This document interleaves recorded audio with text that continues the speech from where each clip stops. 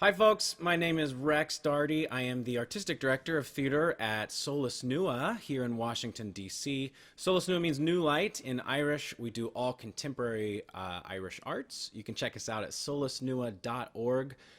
But I'm really excited for this opportunity to play some songs for you. I'm also a songwriter.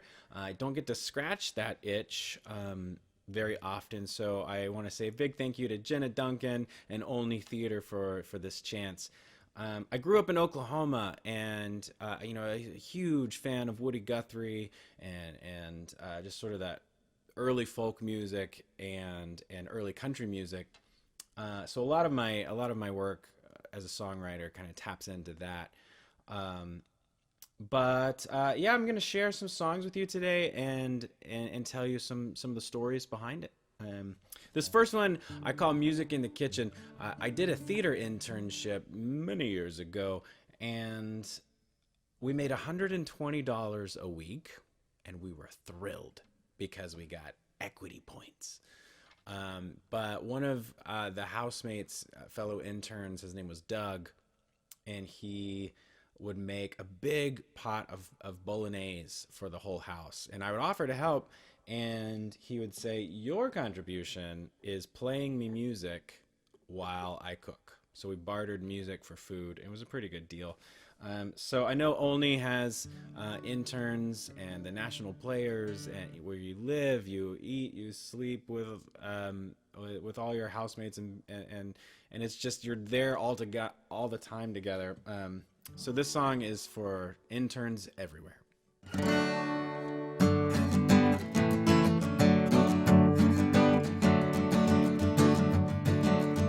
I've got a glass if you've got wine, will you pour it for me? I've got a song if you've got time for some listening. I've got a diamond if you've got a necklace, will you have it set? If I wake up in time for breakfast, is it bacon and eggs? There's music in the kitchen, we're cooking and making rhyme. There's talk of religion, only the harmless kind. There's music in the kitchen, and I'll sing 'em a touch out of tune. I've got a song if you've got spaghetti, I will sing for food. Got whiskey I wanna pour, and don't you dare hold back. Rack 'em up and we'll keep score and see who's the first to crack. You keep pouring, I keep drinking, all for the price of a song. Maybe our deal needs rethinking, seems like you're getting robbed. But you said your music in the kitchen puts my soul at rest. So we'll call it even if you do request. So it's music in the kitchen, you cook and I serenade. I've got a song if you've got spaghetti, that's the deal we made. I like writing about tough people in tough places, and this next song was inspired from an article I read in the Washington Post. The Post did a series about sort of the forgotten people in the United States just after the 2016 election. And she was just in a tough spot. She had a physical disability, and she was collecting a disability check. Her name was Donna Jean. But the disability check wasn't enough to pay rent. However, if she got a job, she would lose her disability check, and any job that she could get in her community also would not pay enough for rent or food or running water. So she tried to live on her disability check while collecting roots on this mountain, which is a terribly dangerous thing to do if you have a physical disability. But that's all she could do, and she would sell them on the black market. So she would go up and look for ginseng and other mandrakes that she could sell. So she was just in this catch-22, and it was a tough spot. So I was reading this article, and the song was writing itself practically as I read it. So here's one for Donna Jean.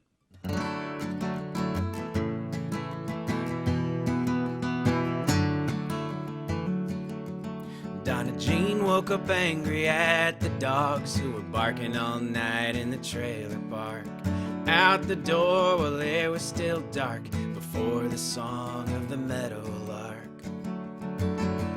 Another day digging for mountain roots in her dirty flannels and faded boots. What she might find's always a crapshoot, but she always finds a way to make it do. 'Cause at the top of the mountain there's money to make. On Solomon Seal and Virginia Mandrake, 80 cents a pound is the going rate. At the top of the mountain there's money to make. Can't survive on what the government sends for her disability check. Skip on rent so she can buy bread. When you live on so little, gotta make it stretch. So she's smoking hand-rolled cigarettes right down to her fingertips.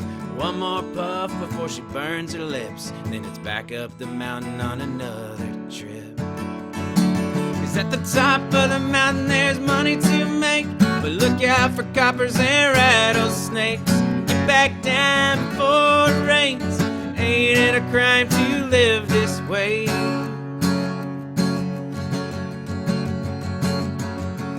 Donna's down in the hollow, out where the dirt road ends, where your pride you gotta swallow, take every day on the chin. But at the end of the week, kick up your feet for rest. She's the queen of her feast, of Mickey D's and Milwaukee's best. She might be down in the hollow, but she's not down on her luck. 'Cause the thing about tomorrow, you never know what you might dig up. 'Cause at the top of the mountain there's money to make. Look out for coppers and rattlesnakes. Get back down before it rains. Ain't it a crime to live this way? At the top of the mountain there's money to make. Solomon Seal and Virginia Mandrake, 80 cents a pound is the going rate. At the top of the mountain there's money to make.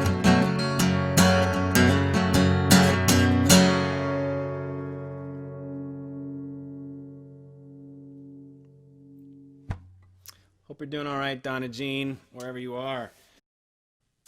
If you are like me, you've probably done a fair share of doom scrolling since the election, but I wanted to give my mind and my fingers something to do besides scrolling through Facebook and feeds of doom. So I started learning Bach's Prelude for cello, that famous piece of music, on this tenor ukulele, and I was really surprised at how nice it sounded on ukulele. So I'm just going to play a section of it for you to give you a flavor of how I've been finding peace of mind the last month or so.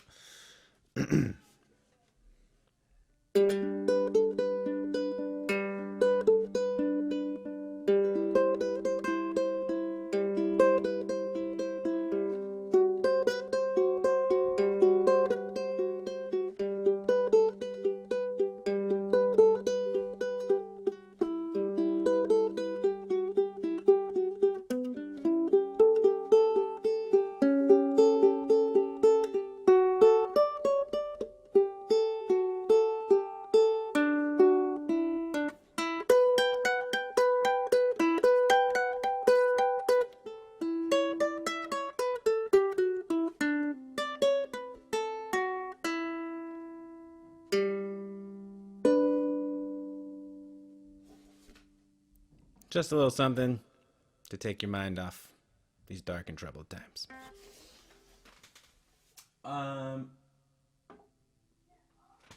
This next song, those are all up high on my wall, by the way, so that my kid can't grab them. The things you have to do as a instrument owner with a toddler. This next song, I think I'll just let the story tell itself. It's just a little fun little ballad.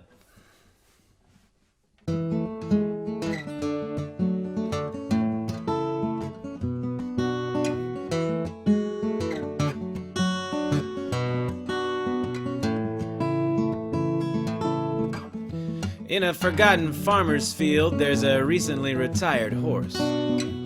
He was put out to pasture amongst an ancient apple orchard.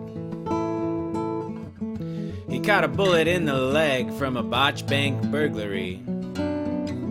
His Henriala owner said, "If you can run, you can run with me. If you can run, you can run with me." He took all his taken money and he took off down the track. Fixed his teeth that were growing funny and bought a convertible Cadillac. He lived at large in El Paso, so big he couldn't live it down.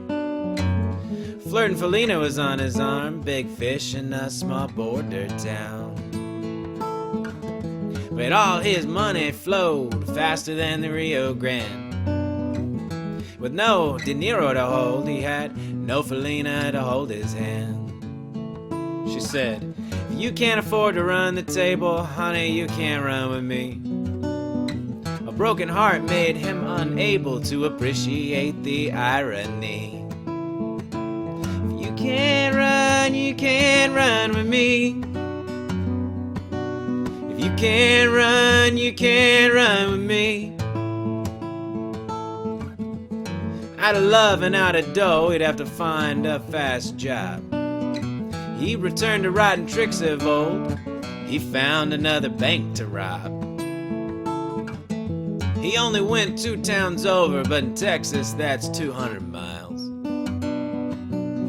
He said my horse would have got me here slower, but my caddy got me here in style. The job went off without a hitch, but there was one thing that he forgot. And he suddenly realized the glitch when he got back to the parking lot. You see, the 2 secrets of success to a brilliant bank burglary is your escape plan cleverness and concealing your identity. But every lady in her Sunday hat can point out the criminal who rode to town in a Cadillac. Officer, it was a convertible. You can't run, but you can't outrun me. You can't run, but you can't outrun me. Lights flashing on his tail, tracked down by a license plate. His last ride had an actual tail and could stay off of the interstate. But when the sheriff shot out his wheels, he set a final course to that forgotten farmer's field where he left his trusty horse. Busted through the barbed wire fence and bumbled out onto the ground.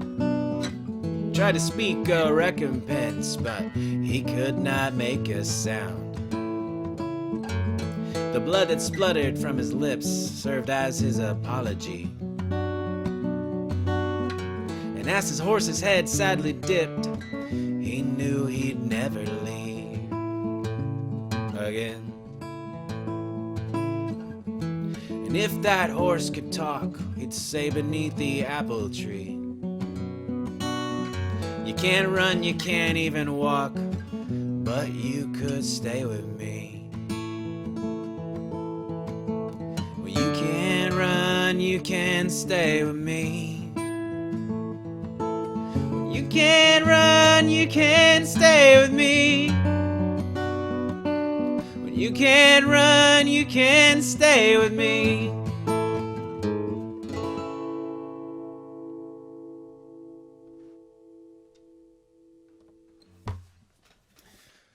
So here's something I'm working on from a new show. It's kind of a blend of storytelling, songwriting, and memoir.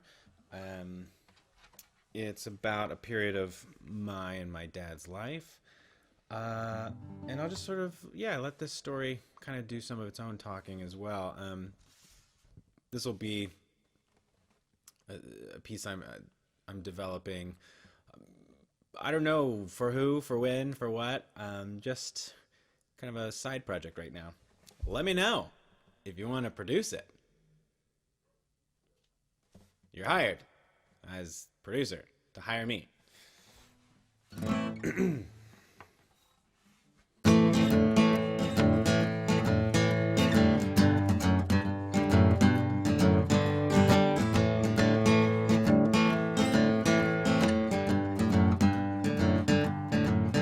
Can you lend me some money? I got none to my name. Got done by my honey, a Lake Pontchartrain. You know I'm good for a personal loan. Just 500 should get me home.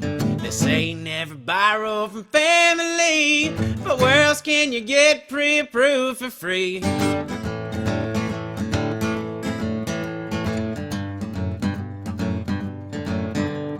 Why don't car keys when you open the wallet and give me them greens? If it makes a difference, I'll even say please, can you make it out in 2520s?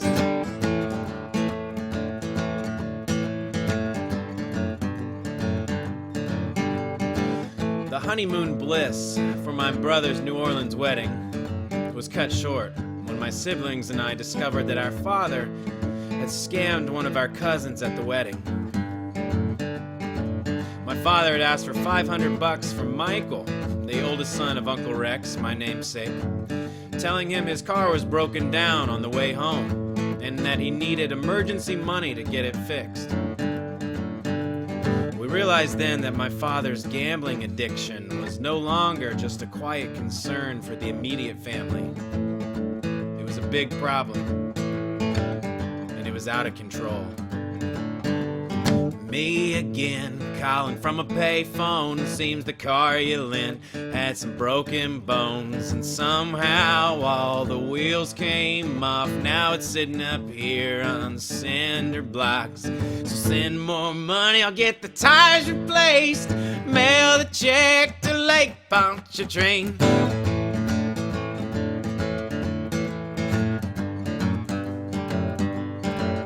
My new sister-in-law gave Michael $500 to pay him back. Welcome to the union. Pay your dues. We started calling cousins and aunts and uncles, telling them not to give our dad any money. This began a season that spanned nearly 2 years, where my father toured Oklahoma and Texas, staying with any family member who would take him in. During the gaps, when he didn't have housing, he would call and ask for money. I often found him a cheap motel or Airbnb where he could stay, paying the company directly instead of giving my dad any money. This had been a familiar pattern over the last several years. I'd get a phone call, and I'd immediately hear a particular tone in my dad's voice, which telegraphed this wasn't just a friendly visit. This tone of voice let me know that 4 minutes from now, he'd be asking for money. The excuses were many and varied. He needed his phone bill paid. He needed a water bill covered because his work check was being held up. The clever trick was that they were legit reasons. He did need those things. But the only reason he couldn't pay his own bills was because he was gambling. My dad had had an incredibly successful business in the booming economy of the 1990s, becoming the largest mobile home dealer in Oklahoma and Texas. But the 2008 housing crisis destroyed the industry faster than a tornado. Coupled with an expensive divorce from my mother, my dad was left out of work, out of cash, feeling down on his luck. He began to self-medicate with gambling, where he chased the feeling of being a winner again. His phone call requests intensified, asking for greater amounts and with greater frequency, until my wife and I were trying to figure out where to draw the line between helping and enabling. My dad had given me so much growing up, including paying the last year of my college when I had run out of funds. So I was finding it hard to flat out decline him. Thanks for the cash, but it didn't last. Seems cars these days just gobble up gas. Or maybe it was the roulette, it all spins so fast. I bet on red, but it came up black. And if you send 5 more Benjamins, I'll double your money on a single spin.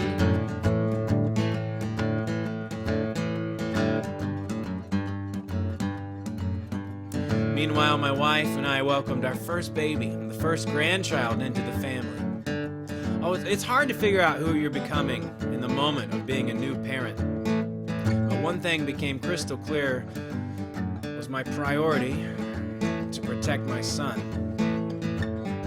Sometimes that meant jerking awake from a dead sleep just to calm an irrational fear that he had suddenly stopped breathing. Other times I would karate chop a stranger's hand as they reached, without consent, to touch his adorable head during an elevator ride. Remember before COVID? We used to ride the elevator with other people. And on other, deeper reflections, it made me realize that the emotional, mental, not to mention financial turmoil my father's gambling was putting me through was not something I could allow to threaten my new family.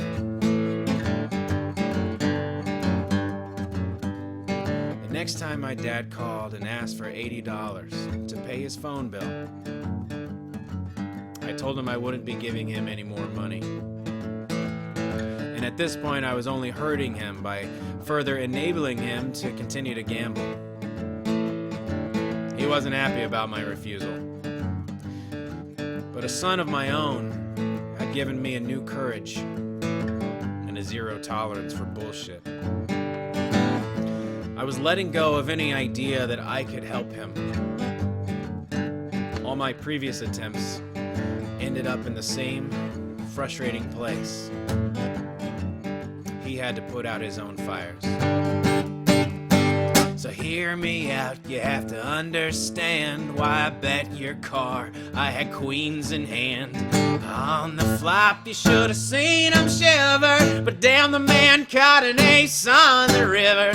So send more money, there's cars to pay at the casino at Lake Pontchartrain. Let's go! You get what you want and you want what you take. You don't care who or what you break. I know there's a fire burning in your veins, but I'm not the one to put out your flames. I'm not the one to put out your flames. I'm not the one to put out your flames.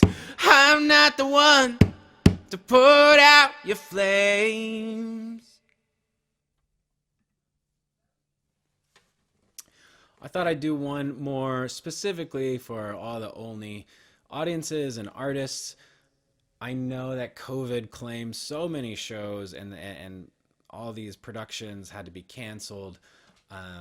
And one of those for only was Beauty and the Beast. My son loves this song that I'm going to play, so I've been working on it for him anyway. But I thought I'd play it for you just kind of as a tribute to missing the stage, missing the warmth and hospitality of having people in your theater. So looking forward to coming back to those days soon. But here is a little number for you to send you on your way.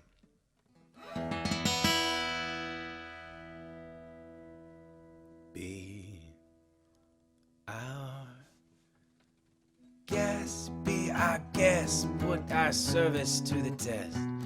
Tie a napkin around your neck, Sherry, and we provide the rest. Soup du jour, hot hors d'oeuvres, why we only live to serve. Try the great stuff, it's delicious. Don't believe me, ask the dishes. They can sing, they can dance. After all, this is France, and a dinner here is never second best. Go on, unfold your menu, take a glance, and then you be our guest, be our guest, be our guest. Beef ragout, cheese souffle, pie and pudding and flambe. We'll prepare and serve with flair a culinary cabaret. You're alone and you're scared, but the banquet's all prepared. No one's gloomy or complaining when the flatware's entertaining. We tell jokes, I do tricks with my fellow candlesticks, and it's all in perfect taste. We do protest. Come on, raise your glass, you've won your own free pass to be our guest. If you are stressed, it's fine dining we suggest. Be our guest, be our guest, be our guest. Life is so unnerving for a servant who isn't serving. He's not whole without a soul to wait upon. Oh, those good old days when we were useful. Suddenly those good old days are gone. 10 years we've been rusting, needing so much more than dusting, needing exercise, a chance to use our skill. Most days we just lie around the castle, flabby, fat and lazy. You walked in and whoopsie daisy, it's a guest, it's a guest. Our command is your request. It's 10 years since we've had anybody here, and we're obsessed for your meal, for your ease. Yes, indeed, we aim to please. While the candlelight's still glowing, let us serve you, we'll keep going. Course by course, one by one, till you shout, enough, I'm done. And we'll sing you off to sleep while you digest. Tonight we'll prop your feet up, but for now, my girl, let's eat up. Be our guest. Be our guest. Please be our guest. Thanks again, everybody. Stay safe out there. Hope to see you soon.